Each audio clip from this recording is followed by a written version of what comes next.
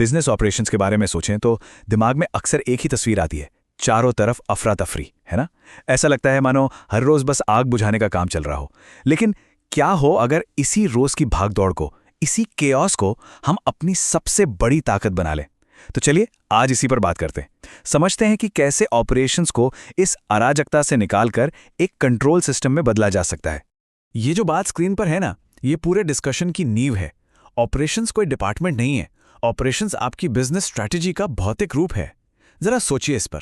इसका सीधा सा मतलब यह है कि ऑपरेशन सिर्फ काम निपटाने या चीजें बनाने तक सीमित नहीं है। नहीं, ये वो इंजन है, वो जरिया है जिससे कोई भी कंपनी अपने बड़े बड़े प्लान्स को जमीन पर उतारती है, हकीकत में बदलती है। पूरी की पूरी रणनीति असल में इसी पर टिकी होती है। ठीक है, तो सवाल यह है कि ये ऑपरेशनल chaos, ये अफरा तफरी दिखती कैसी है, इसे पहचाने कैसे? कुछ साफ साफ संकेत होते हैं, रेड फ्लैग्स होते हैं जो चिल्ला चिल्ला कर बताते हैं कि सिस्टम ठीक से काम नहीं कर रहा। तो चलिए जरा इन्हीं खतरों के संकेतों पर एक नजर डालते हैं। तो ये रहे वो रेड फ्लैग्स, ये वो खतरे के निशान हैं जिन्हें पहचानना बहुत जरूरी है। जैसे कि बिना सोचे समझे हर डिपार्टमेंट का बजट काट देना, या सप्लाई चेन में अरे माल खत्म हो गया, जल्दी करो कहीं से भी खरीदो, ये वाली हालत। या फिर जब अचानक काम बढ़ जाए तो घबराहट में फटाफट लोगों को हायर कर लेना। ये सारी चीजें, ये सब एक ही कहानी बता रही हैं कि कंपनी प्रॉब्लम्स को आने से रोक नहीं रही, बल्कि बस उनके होने के बाद किसी तरह रिएक्ट कर रही है, बस काम चला रही है। तो ठीक है, प्रॉब्लम तो समझ आ गई, हर तरफ आग लगी है और हम बस पानी डाल रहे हैं। लेकिन इसका हल क्या है? सॉल्यूशन क्या है? इसका हल छिपा है एक बुनियादी सोच के बदलाव में। हमें समस्याओं के होने का इंतजार नहीं करना, नहीं, हमें उन्हें पैदा होने से पहले ही रोकना है। मतलब अब रिएक्टिव नहीं, प्रोएक्टिव बनने का टाइम है। और ये प्रोएक्टिव सिस्टम बनाने के लिए हमें 4 मजबूत पिलर्स, 4 स्तंभों पर ध्यान देना होगा। यही 4 आइडियाज मिलकर वो इंजन तैयार करेंगे जो बिजनेस को इस chaos से निकालकर कंट्रोल की तरफ ले जाएगा। तो चलिए अब एक एक करके इन चारों स्तंभों को गहराई से समझते हैं। तो हमारा पहला स्तंभ है सही चीजों को मापना। एक बहुत पुरानी कहावत है, जिसे आप माप नहीं सकते उसे सुधार भी नहीं सकते। तो सबसे पहला और बुनियादी सवाल यही उठता है, ऑपरेशंस में आखिर किन मैट्रिक्स को ट्रैक किया जा रहा है? और यहीं पर एक बहुत जरूरी फर्क समझना होगा। देखिए, एक होते हैं लैगिंग इंडिकेटर्स, जैसे कि ग्रॉस मार्जिन यानी कुल मुनाफा। ये हमें बस ये बताते हैं कि क्या हो चुका है। ये बिल्कुल वैसा है जैसे कोई जहाज चला रहा हो पर देख सिर्फ अपने पीछे छोड़ती लहरों को रहा हो। क्या उन लहरों को देखकर जहाज को आगे सही दिशा में ले जाया जा सकता है? नहीं। दूसरी तरफ है लीडिंग इंडिकेटर्स, जैसे कि कच्चे माल का फ्लो। ये हमें बताते हैं कि क्या होने वाला है। यही वो असली मीटर्स हैं जो जहाज को सही दिशा में ले जाने में मदद करते हैं। और सिर्फ बीते हुए नतीजों को देखते रहना, ये ऑपरेशंस की सबसे बड़ी गलतियों में से एक है।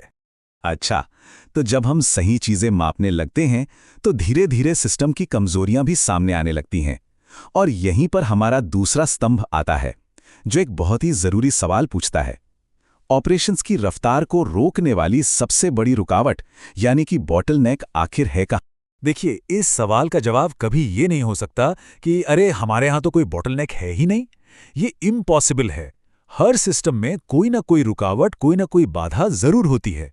ये फनल डायग्राम देखिए, कितना सिंपल है। सिस्टम में इनपुट तो ज्यादा है, लेकिन एक जगह पर रास्ता सिकुड़ जाता है और इसी वजह से आउटपुट कम हो जाता है। बस यही बॉटलनेक है और यही पूरे सिस्टम की रफ्तार को तय करता है। एक मैच्योर कंपनी ये जानती है कि उसकी सबसे बड़ी रुकावट कहां है, और कमाल की बात तो ये है कि वो उसे जानबूझकर वहां रखती है और कंट्रोल करती है ताकि पूरा सिस्टम स्टेबल रहे।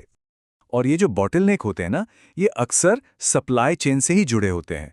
और यहीं से हमारा तीसरा स्तंभ शुरू होता है, जो कि सप्लाई चेन मैनेजमेंट के बारे में है। तो सवाल अब ये उठता है कि सप्लाई चेन में आने वाली दिक्कतों से कैसे निपटा जाता है। स्क्रीन पर 2 तरह के नेटवर्क दिख रहे हैं। एक तरफ है फ्रजाइल नेटवर्क, मतलब बहुत नाजुक। ये जस्ट इन टाइम के फंडे पर चलता है, मतलब एक ही सप्लायर पर पूरी तरह निर्भर, जरा सी गड़बड़ी हुई और पूरा सिस्टम ठप। दूसरी तरफ है रेजिलिएंट नेटवर्क, यानी मजबूत। ये जस्ट इन केस के लिए तैयार रहता है। यहाँ कई सप्लायर्स होते हैं और जरूरत के लिए एक्स्ट्रा स्टॉक भी रखा जाता है। बात सीधी सी है, मजबूती कोई तुक्का नहीं है, ये अपने आप नहीं आती, इसे जानबूझकर बनाया जाता है, एक स्ट्रेटेजिक बैकअप प्लान के जरिए। ये सोचकर कि अगर एक दरवाजा बंद हो भी गया तो दूसरा खुला रहे। और सोचिए, एक मजबूत सप्लाई चेन का सीधा कनेक्शन हमारे चौथे और आखिरी स्तंभ से है, और वो है क्वालिटी। सीधी सी बात है, अगर आने वाला मटेरियल ही सही नहीं होगा तो फाइनल प्रोडक्ट अच्छा कैसे बनेगा? तो सवाल अब यह है कि क्वालिटी को कैसे सुनिश्चित किया जाता है। ये जो आइसबर्ग वाली तस्वीर है ना, ये क्वालिटी की पूरी कहानी को एक बार में समझा देती है। देखिए, खराब क्वालिटी का जो खर्चा हमें ऊपर ऊपर से दिखता है, जैसे कि बेकार हो गया माल या किसी चीज़ पे दोबारा काम करना, वो तो बस आइसबर्ग का वो छोटा सा हिस्सा है जो पानी के ऊपर है।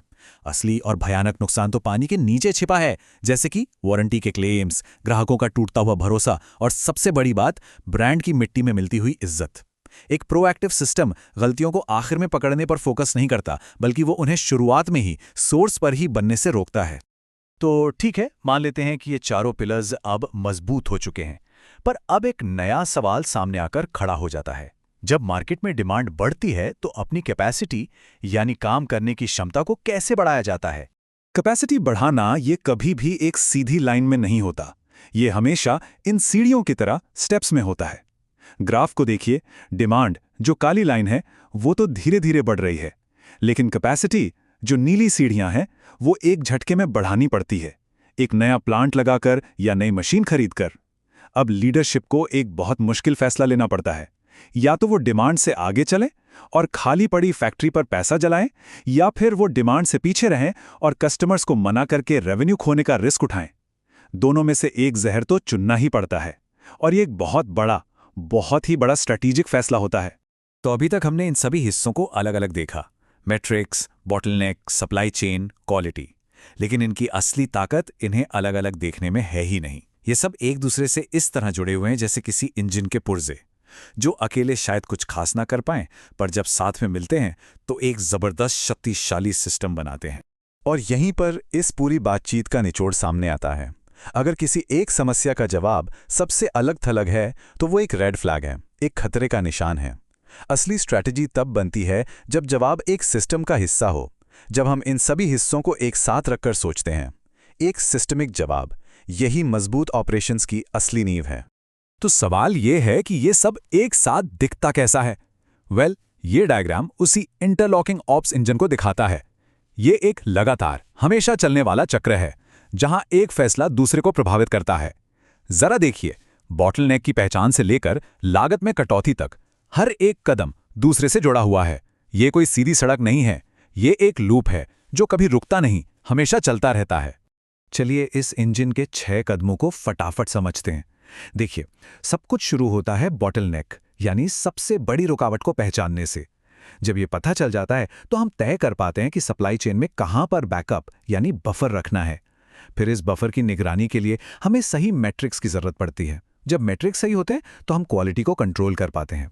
अच्छी क्वालिटी हमें भरोसे के साथ कैपेसिटी बढ़ाने का मौका देती है, और आखिर में ये सब हमें सही जगह पर लागत में कटौती करने में मदद करता है। और फिर ये चक्र दोबारा शुरू हो जाता है। ये एक लगातार सुधार का, एक कंटिन्यूअस इंप्रूवमेंट का सिस्टम है। तो ये पूरा सिस्टम तो हमने समझ लिया। अब सवाल ये उठता है कि कोई भी बिजनेस इस पैमाने पर खुद को कहां पाता है?